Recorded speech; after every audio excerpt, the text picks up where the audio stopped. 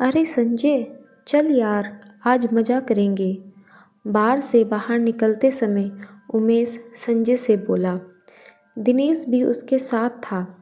संजय ने कहा, मैंने पहले ही बहुत ज़्यादा शराब पी ली है और अब मैं इस हालात में नहीं हूँ कि कहीं जा सकूँ। उमेश और दिनेश ने संजय की बात नहीं सुनी और उसे पकड़कर ज़बरदस्ती कार में बिठाया और एक होटल में जहाँ पहुँचे। वहाँ पहुंचकर उमेश और दिनेश ने एक कमरा ले लिया। उन दोनों ने पहले ही फ़ोन पर इंतज़ाम कर लिया था। तो होटल का एक मुलाजिम उनके कमरे में एक लड़की को लाया। उमेश ने उस मुलाजिम को पैसे दिए। वह लड़की को वहीं छोड़कर चला गया। वह एक साधारण सी लड़की थी। लगता था कि वह पहली बार इस तरह का काम कर रही थी, क्योंकि उसके चेहरे पर घबराहट के भाव थे। उसके कपड़े भी साधारण थे और कई जगह से फटे हुए थे। संजय उस लड़की के चेहरे को एकटक देख रहा था।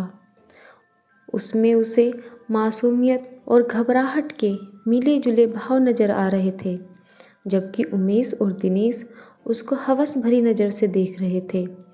तभी उमेश लड़खड़ाता हुआ उठा और उसने दिनेश व संजय को बाहर जाने के लिए कहा। वे दोनों बाहर आ गए। अब कमरे में केवल वह लड़की और उमेश थे। उमेश ने अंदर से कमरा बंद कर लिया। संजय को यह सब बिल्कुल भी अच्छा नहीं लग रहा था, लेकिन उमेश और दिनेश ने इतनी ज़्यादा शराब पी ली थी कि उन्हें होश ही नहीं था कि वह क्या कर रहे हैं। काफ़ी देर हो गई तो संजय ने दिनेश को कमरे में जाकर देखने को कहा। दिनेश शराब के नशे में चूर था। वह लड़खड़ाता हुआ कमरे के दरवाजे पर पहुंचकर उसने दरवाज़ा खटखटाने लगा। काफ़ी देर बाद लड़की ने दरवाज़ा खोला। उस लड़की ने दिनेश से कहा, उसका दोस्त सो गया है, उसे उठा लो। नशे की हालत में कुछ कर भी नहीं रहा। दिनेश उस लड़की की बात सुनने के बजाय उसे पकड़कर अंदर ले गया और दरवाज़ा बंद कर लिया। संजय दूर बरामदे में बैठा हुआ यह सब देख रहा था। दिनेश को भी कमरे में गए काफ़ी समय हो गया था। तो संजय ने दरवाज़ा खटखटाया। इस बार भी इस लड़की ने ही दरवाज़ा खोला। अब वह परेशान दिख रही थी। उसने संजय की तरफ देखा और कहा, बाबू, यह लोग कुछ भी नहीं कर रहे और मेरा पैसा भी नहीं दे रहे हैं। मुझे पैसे की ज़रूरत है और जल्दी घर जाना भी है। कहते हुए उस लड़की का गला बैठ सा गया। संजय ने लड़की को अंदर चलने को कहा और थोड़ी देर में उसे उसी होटल के दूसरे कमरे में ले गया। उसने जाते हुए देखा कि उमेश और दिनेश शराब के नशे में चूर बिस्तर पर पड़े थे। संजय ने दूसरे कमरे में उस लड़की को बैठने को कहा। लड़की घबराते हुए बैठ गई। वह थोड़ा जल्दी में लग रही थी।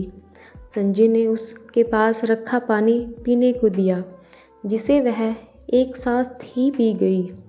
पानी पीने के बाद वह लड़की खड़ी हुई और संजय से बोली, बाबू, अब जो करना है जल्दी करो। मुझे पैसे लेकर जल्दी घर जाना है। संजय को उसकी मासूम बातों पर हंसी आ रही थी। उसने उसे पैसे दे दिए तो उसने पैसे रख लिए और संजय को पकड़कर बिस्तर पर ले गई और अपने कपड़े उतारने लगी। संजय ने उसका हाथ पकड़ा और कपड़े खोलने को मना किया। लड़की बोली, नहीं बाबू, कस्तूरी ऐसी लड़की नहीं है जो बिना काम के किसी से पैसे ले। मैं गरीब जरूर हूँ, लेकिन भिखारी नहीं, इसलिए मैं भीख नहीं लूँगी। संजय अब बोल नहीं पा रहा था। तभी कस्तूरी ने संजय का हाथ पकड़ा और उसे बिस्तर पर ले गई। यह सब इतना जल्दी में हुआ कि संजय कुछ कर नहीं पाया। कस्तूरी ने जल्दी से अपने कपड़े उतारे और संजय के भी कपड़े उतारने लगी। अब कस्तूरी संजय के इतने नज़दीक थी कि उसके मासूम चेहरे को वह बड़े प्यार से देख रहा था। वह कस्तूरी की बात का विरोध नहीं कर पा रहा था। उसके मासूम भाव व चेहरे से संजय की नज़र नहीं हट रही थी। तब तक कस्तूरी वह सब कर चुकी थी जो पति पत्नी करते हैं। कस्तूरी ने जल्दी से कपड़े पहने और होटल के कमरे से बाहर निकल गई। संजय अभी भी कस्तूरी के ख्यालों में ही खोया हुआ था। समय बीत गया लेकिन संजय के दिमाग से कस्तूरी निकल नहीं रही थी। एक दिन संजय बाजार में सामान खरीद रहा था। उसने देखा कि कस्तूरी भी उसके पास ही थी, एक दुकान से सामान खरीद रही थी। संजय उसको देखकर खुश हुआ। उसने कस्तूरी को आवाज़ दी तो कस्तूरी ने मुड़कर देखा और फिर दुकानदार से सामान लेने में जुट गई। संजय उसके पास पहुंचा। कस्तूरी ने संजय की तरफ कोई ध्यान नहीं दिया। कस्तूरी ने सामान खरीदा और दुकान से बाहर निकल गई। संजय उसके पीछे से आवाज़ देता रहा लेकिन उसने सुनकर अनसुना कर दिया। कुछ दिन बाद संजय को कस्तूरी फिर दिखाई दी।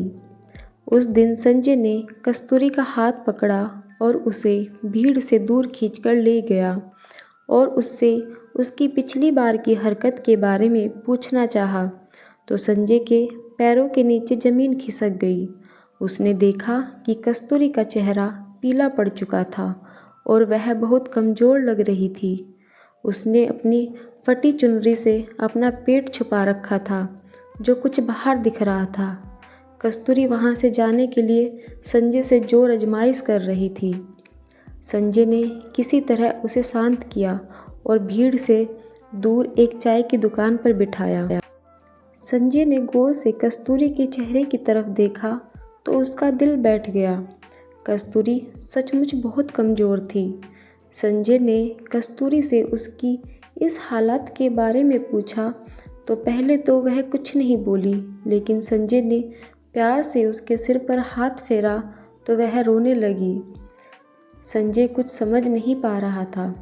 कस्तूरी ने अपने आंसू पोंछे और बोली, बाबू, यह मेरी हालत उसी दिन से है जिस दिन आप और आपके दोस्त मुझे होटल में मिले थे। संजय ने उसकी तरफ सवालिया नज़रों से देखा तो वह फिर बोली, बाबू, मैं कोई धंधे वाली नहीं हूँ। मैं उसे गंदे नाले के पास वाली कच्ची झोपड़पट्टी में रहती हूँ। उस दिन पुलिस मेरे भाई को पकड़कर ले गई थी क्योंकि वह गली में चरस गांजा बेच रहा था। उसे जमानत पर छुड़वाना था और मेरे माँ बाप के पास पैसा नहीं था। अब मुझे ही कुछ करना था। मैंने अपने पड़ोस में सबसे पैसा मांगा लेकिन किसी ने मेरी मदद नहीं की। थक हार कर मैं बैठ गई तो मेरी एक मौसी बोली कि इस बेरहम ज़माने में कोई मुफ्त में पैसा नहीं देता। मौसी की यह बात मेरी समझ में आई और मैं आप और आपके दोस्तों तक पहुंच गई।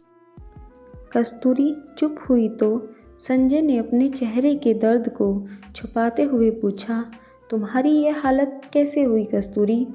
कस्तूरी ने कहा, बाबू, यह जानकर आप क्या करोगे?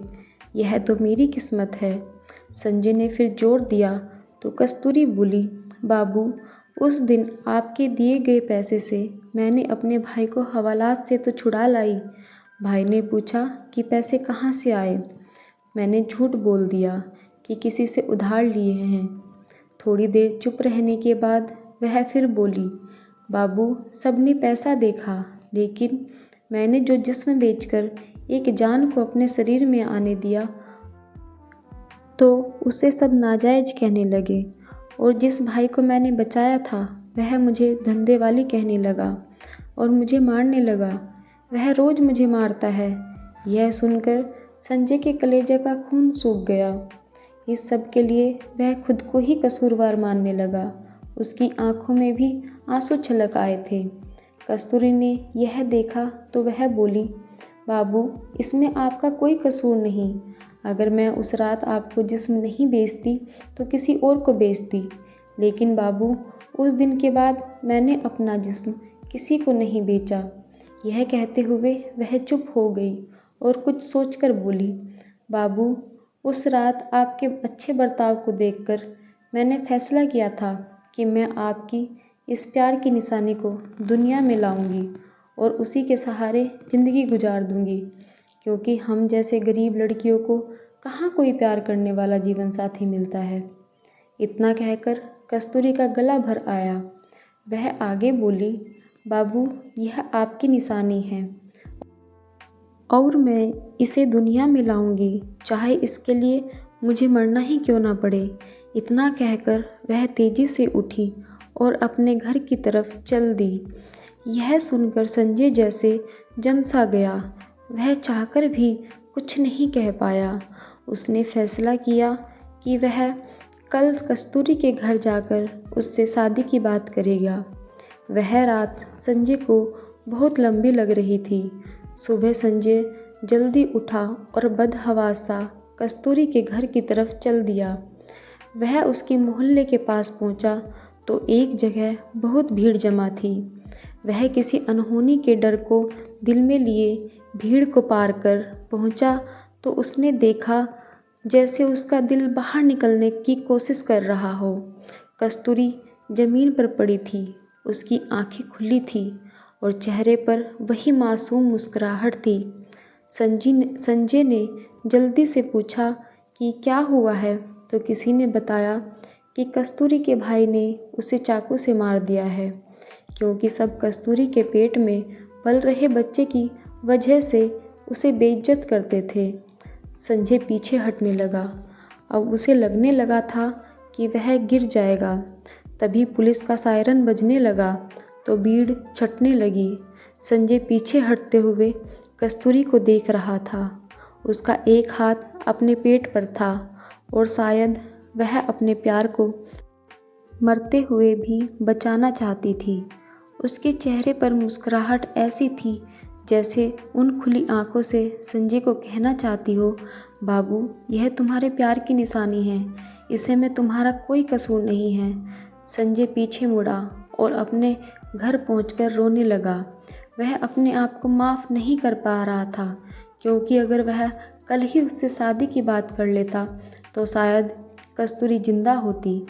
बारिश होने लगी थी, बादल ज़ोर से गरज रहे थे। वह भी कस्तूरी के प्यार के लिए रो रहे थे। दोस्तों, यह कहानी आपको पसंद आई हो तो वीडियो को लाइक और शेयर करें।